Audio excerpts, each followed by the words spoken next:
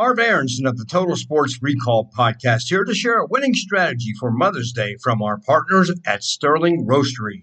Behind every legendary athlete is a support system that never quits, and for most of us, that's Mom.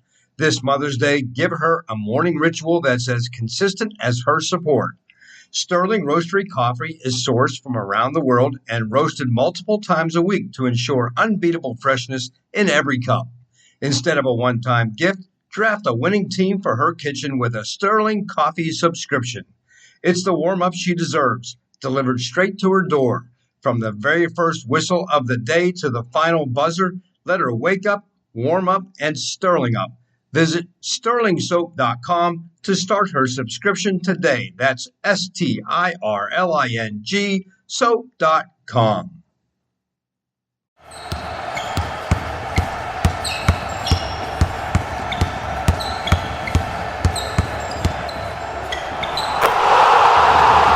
This is Basketball History 101 with Rick Loiza.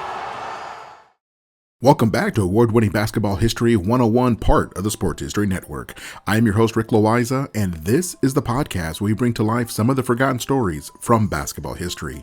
We are bringing old school basketball to a new school audience, and today we bring you something a little different. Now, this is not a story from basketball history per se, although we will get into a little bit of history. Of course, how could we not? So here is where we're going with today's episode. I wanted to explore a topic that has been on my mind for years. So after doing some thinking and some research, I decided to put my findings into an episode and then share that with the rest of you. So where did all of this start? Well, I once heard an interview many years ago where the person being interviewed said that when Bill Russell and his Celtics teams won 11 championships in 13 years, that it was far easier to win championships back then because there were only 8 teams in the NBA. Now, by the way, the Celtics won those 11 championships in 13 years, starting with Bill Russell's rookie year in 1957 and ending with his final year in 1969. It was arguably the most dominant run in American team sports history. Now,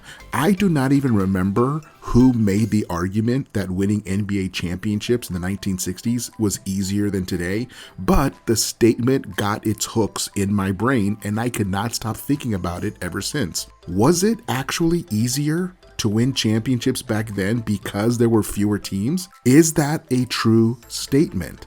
I mean, statistically speaking, with only 8 teams in the league, it means that every season, each team has a 12.5% chance of winning the championship. In today's NBA of 2026, there are 30 teams, which means that each team only has a 3.3% chance of winning the championship each season. But those percentages assumes that all the teams are of equal strength. And that's a big assumption because teams are not equal strength. Some teams simply have stronger rosters than other teams. I mean, we can all see this. That's what the draft, that's what trades, and that's what signing free agents is all about. Everyone, regardless of whether there are 8 teams or 30 teams, are constantly trying to improve the strength of their team. Now, when the Golden State Warriors landed Kevin Durant for the 2017 and 2018 seasons, did the Warriors team only have a 3% chance of winning the championship? No.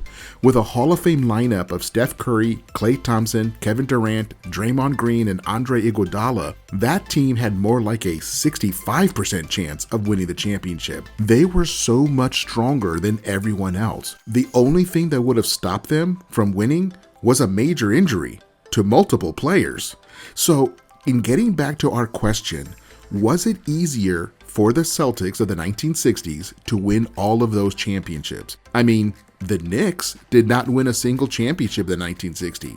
Neither did the Lakers, or the Hawks, or the Royals, or the Pistons, or the Warriors. Winning a championship was not easy at all for those teams because they didn't win any during the 1960s when the league was only 8 teams. So let's take a look and see who did win those championships during the 1960s. In a mostly 8-team league, During that 10-year era of the NBA, the Celtics won 9 out of the 10 championships during the decade of the 1960s.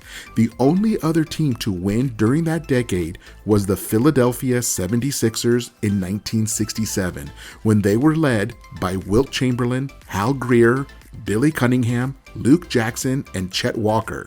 That was one of the strongest rosters of all time, and yet the Celtics still won 9 of the 10 championships in the 1960s. My position on this thing is that the championship is never easy to win, whether there are 8 teams or 30 teams in the league. So this brings me back to what I had just said.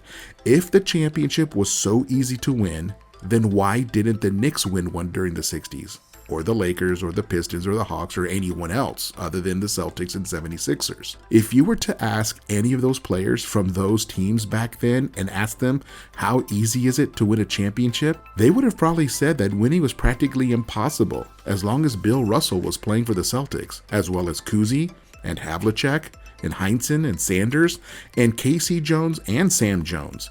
The Celtics were an absolutely stacked roster from top to bottom. So maybe it isn't that winning was easier for the Celtics because there were only 8 teams in the league. So I wanted to do a little experiment. Let us take the previous NBA regular season that ended in April of 2025, and then let's reduce it to just 8 teams and only 10 players per team, just like they did in the 1960s. That is 80 total players in the entire NBA. That means that only 16% of the current 500 NBA players get to stay in the reduced league, which of course means that conversely, 84% of the current league would not be considered good enough to make a roster in a reduced league of just 80 players. So in order to do this, I made it very simple and just took the top 80 scorers from the 24-25 NBA regular season, and I put the top scorer on team 1, and then put the second leading scorer on team 2, and the third leading scorer on team 3, and so on until I had placed all 80 players on one of the 8 teams. I then stepped back to look at these 8 rosters and quickly realized that there is nothing easy about any of these teams winning a championship. All 8 teams would be incredibly strong teams. But basketball is a zero-sum game. Every game has a winner and every game has a loser. One of these teams would finish in first place and one of them would finish in last place at the end of the regular season. It is just the nature of the competition of any sport. No matter how strong your team is from an absolute perspective, someone is going to finish first and someone is going to finish last. Now, I know that some will criticize the fact that I simply took the top 80 scorers and placed them in a reduced league. In real life, some teams would probably take a player who did not score as much, but was an incredibly strong rebounder or defender, like a Ben Wallace or a Dennis Rodman type player. So I am fully aware and I acknowledge that, but the rosters that I come up with still give us a very clear picture of what it must have been like in the NBA when it only had 8 teams. So with no further ado, this is the roster of Team 1. Shai Gilgeous-Alexander, Kyrie Irving, Zion Williamson, Brandon Ingram, DeMar DeRozan, Miles Bridges, Pascal Siakam, Evan Mobley, Nikola Vucevic, and Keynote George. That is an incredibly powerful lineup, and keep in mind that just like in real life, if you are the 9th or 10th player on the team, you will hardly ever play, because most teams only use 7 or maybe 8 players during any given game. And just in case you were wondering, here is what Team 8 would look like, the supposed weakest team of the league. Tyrese Maxey, Cade Cunningham, Cam Thomas, Donovan Mitchell, Trey Murphy III, CJ McCollum, Alperen Sengun, Lauri Markkanen, Jaden Ivey, and Jimmy Butler. All 8 teams look like this. There is nothing easy about winning a championship in our modern version of a reduced league. And here are some of the players that would not have even made the league at all.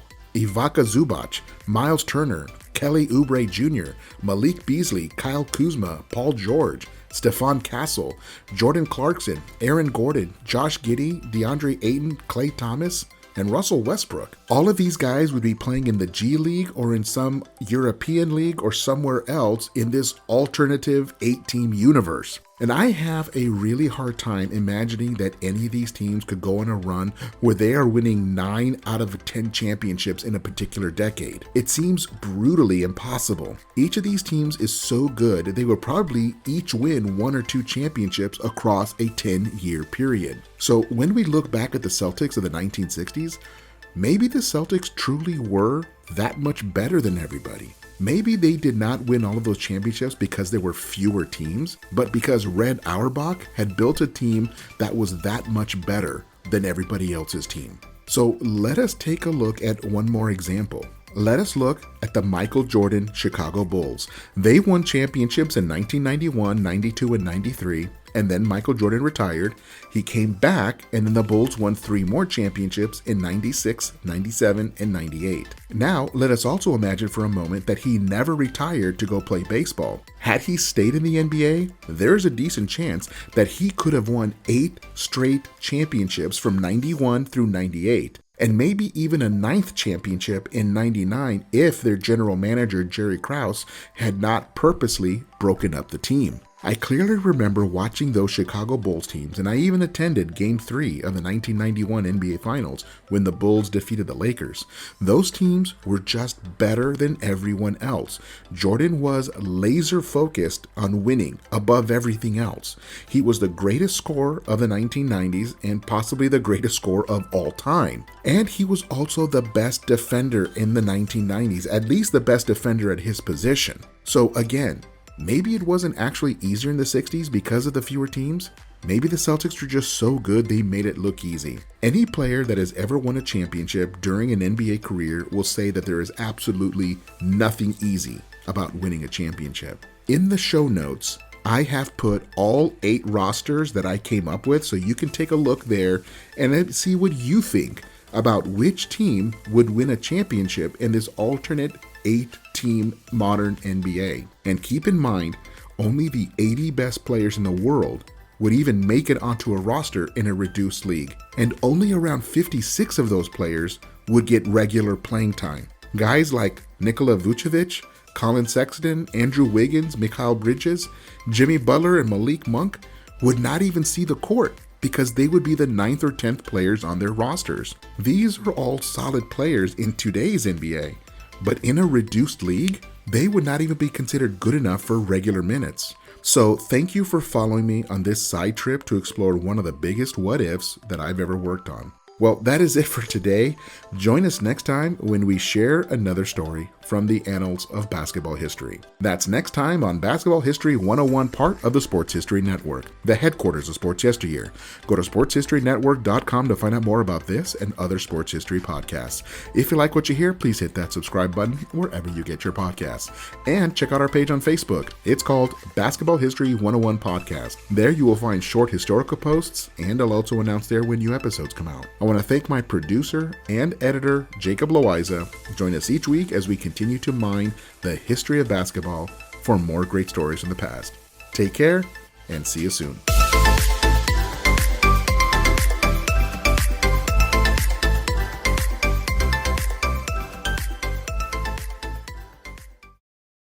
This podcast is part of the Sports History Network, your headquarters for the yesteryear of your favorite sport. You can learn more at sportshistorynetwork.com. Gridiron Japan!